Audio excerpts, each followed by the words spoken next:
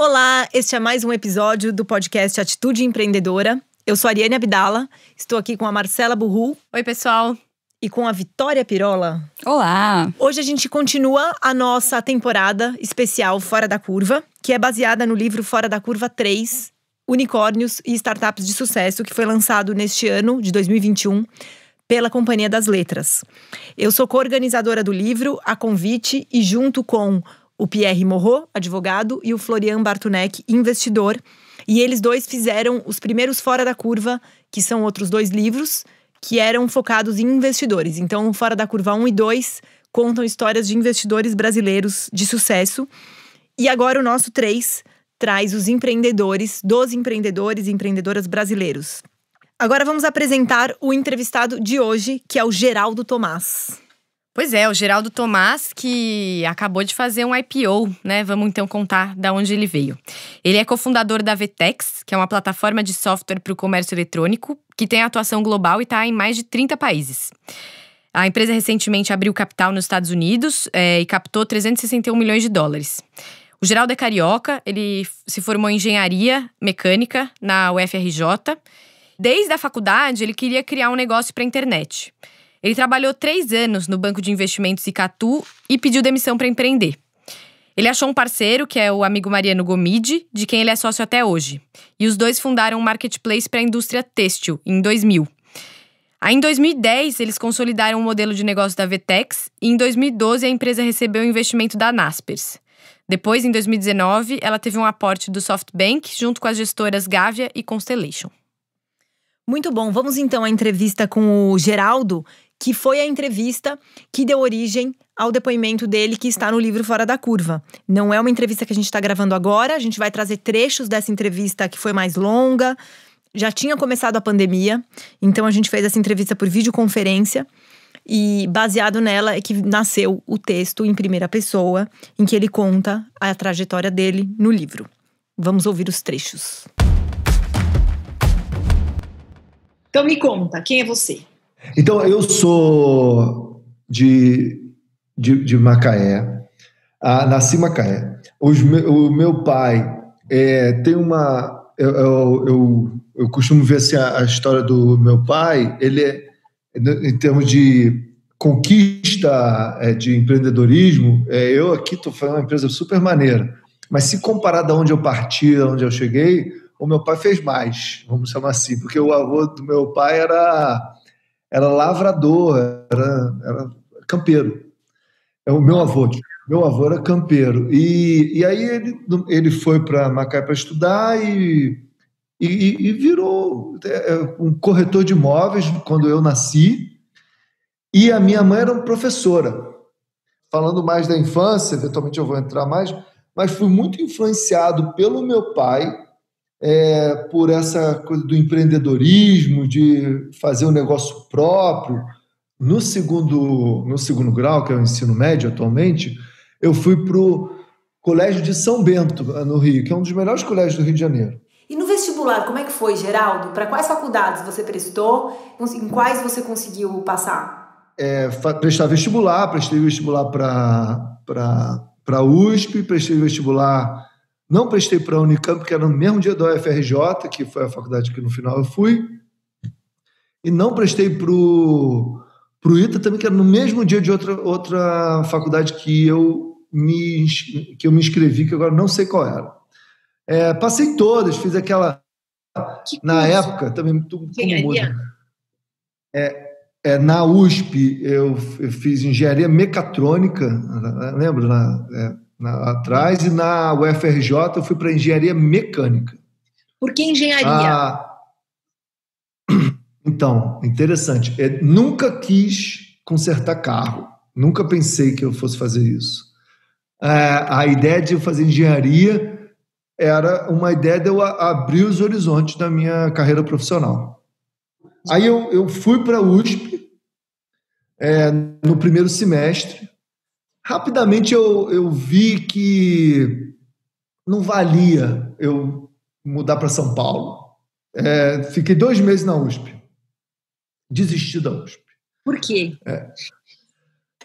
Porque no final eu me inscrevi na USP, eu me inscrevi na UFRJ para o segundo semestre, porque eu estava exatamente planejado. Eu era um bom aluno, não tinha muita dúvida que eu não ia passar. Eu passei. Gente, eu acho incrível isso. Uma pessoa não ter dúvida que vai passar na USP.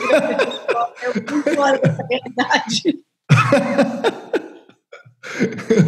Eu sabia. Então, eu fiz faculdade para a UFRJ no segundo semestre, que você podia se inscrever para o segundo, e eu fiz na USP para o primeiro.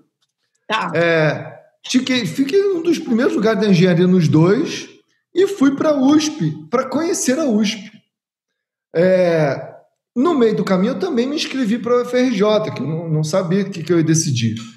E eu lembro que eu fui num algum evento de recepção dos alunos na UFRJ. E como eu tirei uma nota muito boa, eu fui muito bajulado na UFRJ. Os professores, de fato, assim, querendo que eu fosse para lá, me venderam a faculdade. E empolgados, e vamos lá, você pode fazer isso, você pode fazer aquilo, pode fazer aquilo. Eu fiquei, assim, bem impressionado. E na USP, não é que eu fiquei mal impressionado, adorei a USP, também estava sendo ótimo, estava tudo bem. Mas eu avaliei que não ia fazer diferença na minha vida profissional, nem acadêmica. Eu estudar na UFRJ ou na USP, e eu tenho laços familiares que eu preferi manter na época da UFRJ, ficando na UFRJ. Nossa, que legal! Na faculdade, era também um ótimo aluno, um dos melhores alunos da UFRJ. Fiz a engenharia toda, porque eu cheguei 6 meses atrasado, né? Fiz a engenharia toda em 4 anos e meio para catch up, fiz mais rápido. É uma coisa assim que eu não consigo entender como a vida de um adolescente é mais fácil. Mais fácil no sentido de você tem muito mais produtividade. Eu, numa época, a partir do 3º ano, eu estagiava no Icatu, um banco de investimento aqui no Rio. Fazia o gerencial do banco. Fazer o gerencial do asset significa que não dá para sair antes de 8 da noite de lá, porque só libera os valores de fechamento oficiais do mercado lá por perto das 8 da noite. Então, às 8 da noite eu recebia tudo aquilo e calculava a cota do fundo do dia seguinte. E eu chegava no banco, sei lá, almoçava e chegava, 1, 2 da tarde, era quando eu chegava. E ainda fiz a faculdade em 4 anos e meio. Eu não sei como eu dormia, eu não sei como dava certo. Como é que você conheceu o Mariano, que até hoje é seu sócio na Vtex? O Mariano entrou na faculdade no primeiro semestre, a gente virou amigo porque eu e ele mergulhávamos, a gente faz caça submarina, e lá no 3º ano o Mariano começou a estagiar no Icatu e me indicou para estagiar. Eu entrei para trabalhar com Braid. Eu fui para trabalhar com análise quantitativa de Braid, para fazer arbitragem dos valores dos bonds, uma coisa super matemática. Como foi para você começar a carreira trabalhando em um banco no meio de um cenário de tanta incerteza econômica? E eu entrei, passaram, 2 ou 3 meses, teve a crise de 98 na Rússia, que o mercado simplesmente acabou, não tinha mais mercado de Braid. Depois dessa crise, o mercado de Braid não existia mais, ninguém mais investia em Braid. E a princípio então o motivo que eu fui estagiar se encerrou. Normal era ficar desesperado. E eu lembro que eu não fiquei, eu vi a crise assim com um olhar assim, cara, o mundo vai mudar e eu vou me alavancar dele. Era essa cabeça, desde lá. E foi o que aconteceu. Me mudaram para o Asset, me botaram em outro lugar. E lá eu fiquei. O BBA comprou o Icatu em 2000 ou 99, se eu não me engano. Mudei para São Paulo. Trabalhei por um tempo em São Paulo, no BBA, mas logo em seguida abri uma Vtex. Mas você já tinha esse projeto? Como é que começou? Eu e o Mariano, a gente, depois de 3 anos de estagiando e trabalhando no Icatu, A gente conversava muito. A gente chegou à conclusão assim, que quem fez diferença nesse mercado financeiro já fez. E a gente ficava discutindo qual era a onda que a gente ia entrar. E em 99, a onda, ficou muito claro para todo mundo que a onda era a internet. E aí a coisa amadureceu, aí o Mariano veio com uma ideia da gente fazer um marketplace da indústria têxtil. Aí começou a ideia, a gente pediu demissão do banco, foi uma coisa super também difícil. Teve gente do banco que falava assim, vai dar uma voltinha, daqui a 6 meses a gente se encontra. Isso é interessante, que muitas das vezes que eu quase desisti, não desisti, foi porque eu lembrei dessa pessoa falando isso, que eu não queria fazer ela estar certa. E você falava que você ia sair por conta dessa ideia? Falava. Eu lembro que eu era um ex-presidente do Banco Central, que era o presidente da Icatu Asset na época, ele falou para ficar. Aí o meu chefe anterior, que estava também envolvido nesse mundo, ele foi para Stanford para estudar negócio de internet. Eu saí, passou 3 meses, ele me mandou um e-mail dizendo, quero investir. Ele nem sabia o que era. Aí eu respondi dizendo mais ou menos o que era, e ele falou, tá bom, depositou o dinheiro. Não pensou. E com isso a gente conseguiu ele, que é o Falcão, foi um grande investidor da gente, mais o Vilberto, que era conhecido do Mariano, mais outro conhecido do Mariano. A gente começou a empresa para fazer marketplace para a indústria têxtil, para fazer a empresa chamava Vitrine Têxtil, um nome horroroso para uma empresa, e foi de Vitrine Têxtil que a gente tem hoje, só sobrou o nome VTEX, que é uma abreviação sim, é bom, né? Desse nome, exatamente. E como que era fisicamente? Vocês tinham um escritório? Então, a gente conseguiu esse investimento e a gente alugou um escritório lá na Barra. Nossa, que chique, mais longe, quase no Recreio, para ser barato, mas a gente queria um escritório bonitinho, para ser apresentável, a gente começar a vida. Tinha 24 anos na época, né? E a gente alugou esse escritório, contratou gente. Eu não sabia programar, o Mariano não sabia programar, ninguém sabia programar. A gente era o businessman da internet. Essa era a nossa persona que a gente estava encarnando. Era o empreendedor que coordenava as coisas. Olhando para trás, assim, sem noção nenhuma. Como assim? Mas, não existe essa coisa de você ter 24 anos, você vai achar que você vai ser o gerentão. Você vai fazer, tem que fazer, tem que sujar a mão. Quando estourou a bolha da internet, como é que a VTEX reagiu a isso? Mas aí a bolha estourou, não tinha mais financiamento, e a gente viu que tinha funcionários, não tinha nenhum cliente, não tinha nenhum negócio. O que a gente fez foi fazer bico, foi fazer projeto de internet. Você teve algum aprendizado com esse momento de dificuldade? Apesar de a gente, por muitos anos, não estava ganhando dinheiro, ele chegou e falou uma vez assim, que eu estava super desesperado, e ele falou assim, você não está ganhando dinheiro, mas você está ganhando capital intelectual que vale mais do que dinheiro, que ninguém tira. Dinheiro pode vir o Collor, lembra do Collor, que confiscou eu era criança, o dinheiro todo, né? E estava super recente na memória de todos nós, o Collor confiscar. Como é que foi continuar, Geraldo, depois desse impacto econômico no setor? De 2000 a 2010, a gente não sabia se a gente tinha um negócio, a gente não sabia se ia ter cliente no mês seguinte, a gente não sabia se o que a gente estava fazendo ia ter tração, ia virar de fato um negócio muito maior do que a gente é. A gente não tinha nenhum indicativo. Foram 10 anos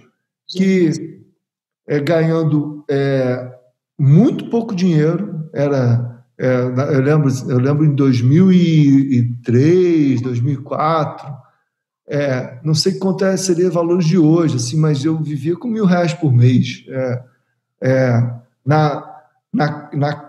Com a casa do meu pai, eu não bancava a luz e o aluguel do apartamento, que meu pai morava em Macaé, mas eu tinha um apartamento dele, que eu morava, mas o resto era isso. E era, não sei quanto é de valores de hoje, mas não dá para ir no cinema. Por que vocês não desistiram? Porque 10 anos dá muito tempo de desistir.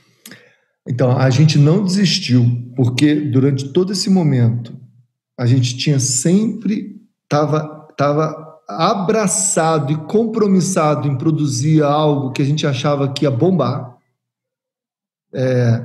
Estava sempre assim, cara, esse negócio aqui vai dar muito certo. Sempre tinha um desse.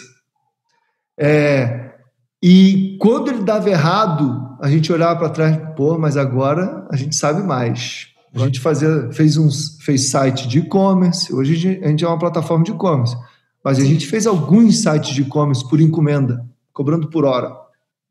A gente fez site de fã-clube, de seriado, de internet, de televisão, site de imobiliária. A gente fez de tudo para sobreviver e aprendia muito com isso. Você pensou em voltar para Icatu em algum momento? Eu já recebi, durante esses 10 anos, 3 propostas de emprego do Icatu de volta. Aí outra vez o Falcão, esse cara que investiu na gente, ele chegou me olhando assim, aí eu ia dar um fechado dele. Aí ele chegou, sacou no meu olho assim, Geraldo, mas o que você quer? Não, eu quero vir para cá, Falcão. Aí ele falou assim, Geraldo, tem uma coisa na vida, que você pode ter qualquer agenda. Isso eu uso até hoje. Todo mundo aqui tem a liberdade de ter qualquer agenda, qualquer objetivo na vida, qualquer que seja. O que não pode é essa agenda ser escondida com as pessoas que você está convivendo.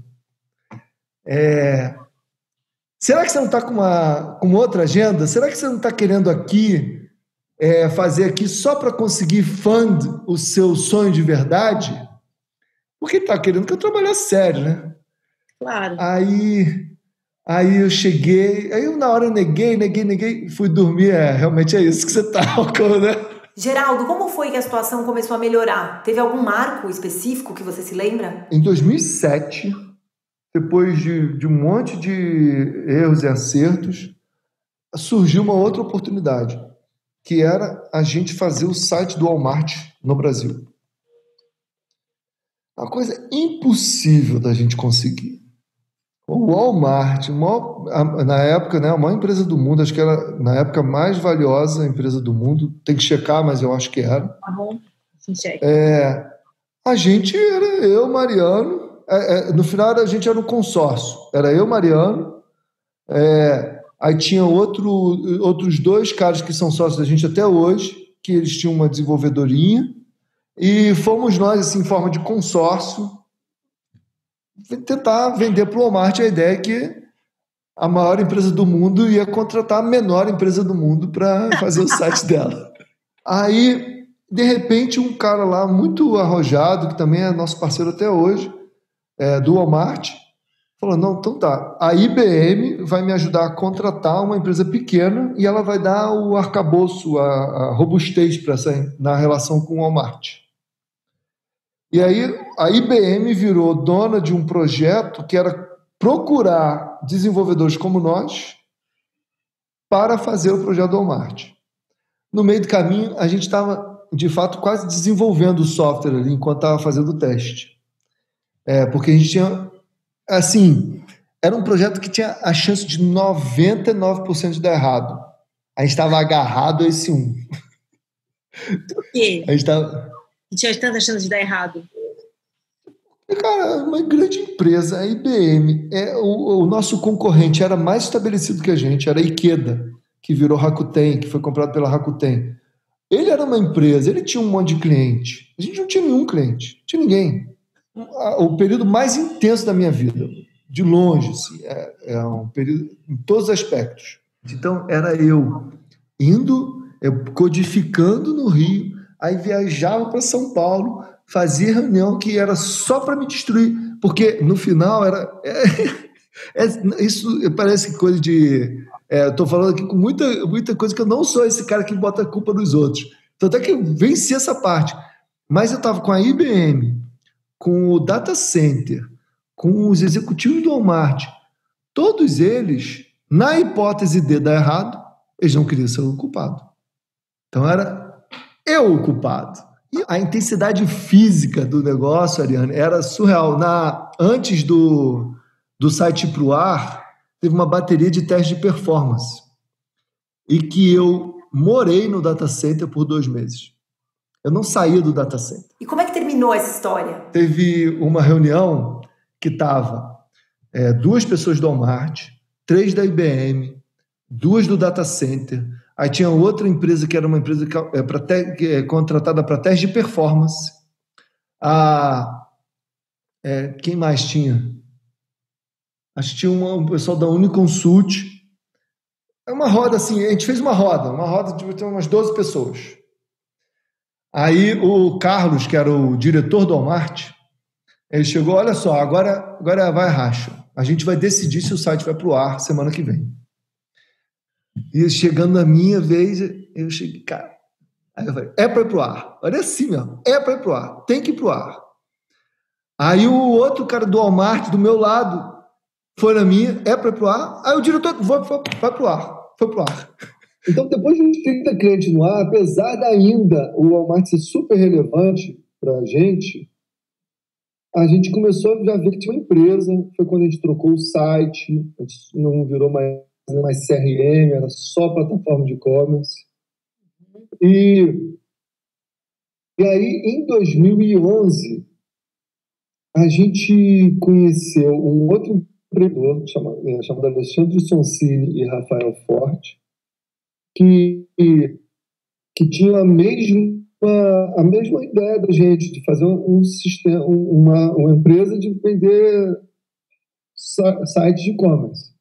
Passou uns 3, 4 meses, a gente juntou as empresas. E aí, em 2011, a gente fez lá os nossos 100 clientes, somando com os 30 da Xpet. E em 2011, a Naspers começou a falar com a gente através do Buscapé. Uhum. A gente dava lucro, a gente deu lucro em 2011, distribuiu até um pouco de dinheiro para a gente, porque até compensar a fragilidade que a gente tinha financeira. Chegou um pouco, tipo 50 mil reais, mas naquela época eu me senti... Claro! me senti... Claro. E aí, em 2012, a Naspers investiu na gente. A gente passou o ano de 2012 e 2013 reconstruindo a plataforma. E que foi um ano que a gente gastou muito dinheiro. Era 2014 também.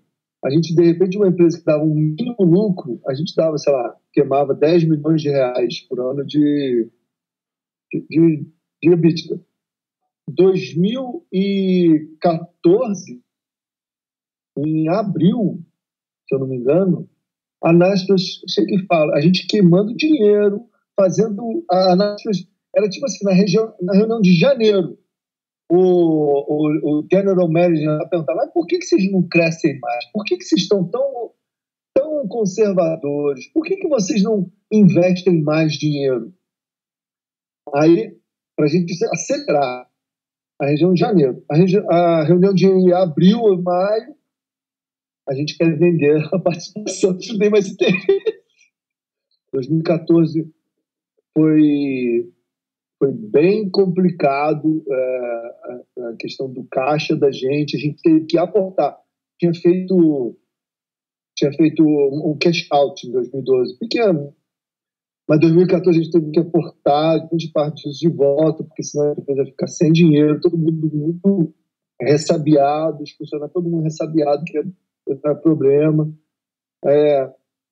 2015 a gente achou um comprador. para a ação da Naspers, que era Riverwood. E achou um comprador, foi um preço que a gente achou que era barato, no meio da crise. Aí eu e o Mariano pegamos o cash out que a gente teve inteiro, comprou de volta, tudo que a gente podia. Aí, em 2016, no começo, a gente conseguiu algum empréstimo do Itaú, a gente começou a ser um pouquinho melhor como balanço. Passou, em dezembro de 2016, tinha 20 milhões no caixa. Entrou na nova fase. Agora a gente vai transformar essa jangada numa lancha, vai botar um motor nela, vai fibrar ela e vamos botar para ela correr 10 vezes mais rápido. Esse é o ano de 2017, que é o começo da nossa fase que eu acho que a gente ainda está vivendo.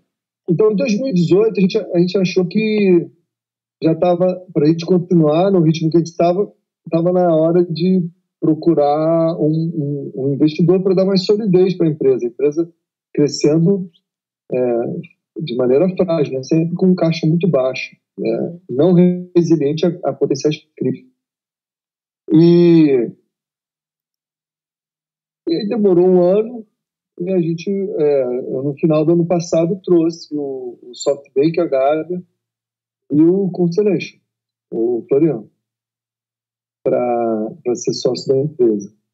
Mas agora a gente está nessa fase que começou em 2017, a gente está construindo a lancha para chegar na outra ilha, no outro continente. E esse outro continente é a gente ser a plataforma de e-commerce mais relevante do mundo. Essa foi a entrevista com o Geraldo Thomaz, feita no começo de 2020, ali em março, quando a pandemia estava começando. E vamos destacar as atitudes empreendedoras ou os conselhos que a gente extraiu dessa conversa com ele. Então eu vou começar destacando uma coisa que eu acho muito legal que ele fala, que é começar com o que está ao seu alcance, né? No início da VTEX, ele fala que a única certeza que eles tinham é que eles queriam um negócio de internet. E eles começaram com um projeto para a indústria têxtil, não porque eles amavam a indústria têxtil necessariamente, mas porque foi o que surgiu, foi o que ele tinha à mão. Então, às vezes, a gente fica esperando a situação ideal e não vê as oportunidades que estão na nossa frente, né? Essa é uma lição importante que ele traz de você começar com o que tem à mão. O que você gostou, Vicky? Não, curioso, porque eu também destaquei essa fala dele, porque ele diz sim, né? Dizer sim para as oportunidades da vida, independente de se é aquilo que você estava idealizando ou não. A VTEX é isso, começou diferente do que ela é hoje, mas foi o que surgiu e trouxe maturidade e experiência para eles realizarem tudo que fizeram até hoje. Então, dizer sim é o recado que fica. O que eu gostei foi do Geraldo falando que pessoas competentes não são custo, são forças motrizes, motores de crescimento. E eles aprenderam num momento lá que eles tiveram excesso de capacidade, né, com mais gente na equipe do que os clientes precisavam. E aí eles conseguiram ter tempo de treinar essas pessoas, ensinar como eles gostavam de trabalhar. E em menos de um ano depois, a demanda aumentou, né? Entraram novos projetos, novos clientes, e essas pessoas já estavam todas alocadas, e aí deu frutos esse investimento que eles fizeram. Muito legal. Vamos aos livros. A gente tem aqui algumas indicações de livros que o Geraldo fez, assim como todos os entrevistados do Fora da Curva, e a Vitória vai destacar os 3 preferidos dela. Geraldo trouxe opções diferentes. A primeira é o Chateau, o Rei do Brasil, de Fernando Moraes, que ele leu lá no comecinho da vida adulta, sem muito juízo de valor, sobre a pessoa do Assis Chateaubriand, e entendeu que a vida é intensa, que ela precisa ser vivida dessa forma. Indo por outro caminho, ele traz Como o Google Funciona, de Eric Schmidt e Jonathan Rosenberg. Essa leitura foi importante para ele ver que a empresa que ele mais admira também passa por problemas, assim como ele passou durante toda a trajetória da VTEX, e que existem formas simples e geniais de resolver esses problemas do mundo. E para encerrar, ele traz o Ensaio sobre a Cegueira, de José Saramago, que é um livro super contemporâneo, que o fez refletir sobre a Covid-19 e trouxe essa sensibilidade do Saramago sobre a natureza humana. Muito bom. Bom, ficamos por aqui. No próximo episódio você vai ouvir mais uma entrevista do livro Fora da Curva 3, Unicórnios e Startups de Sucesso. E se quiser ler o livro, se aprofundar, conhecer mais a história do Geraldo e todas as outras histórias que a gente está trazendo aqui, Compre o livro, tá à venda nas principais livrarias e plataformas, em versão impressa ou e-book. Obrigada, Marcela. Obrigada, Vicky. Até mais, pessoal. Sempre um prazer estar aqui com vocês. Até a próxima. Obrigada pelo convite e até mais.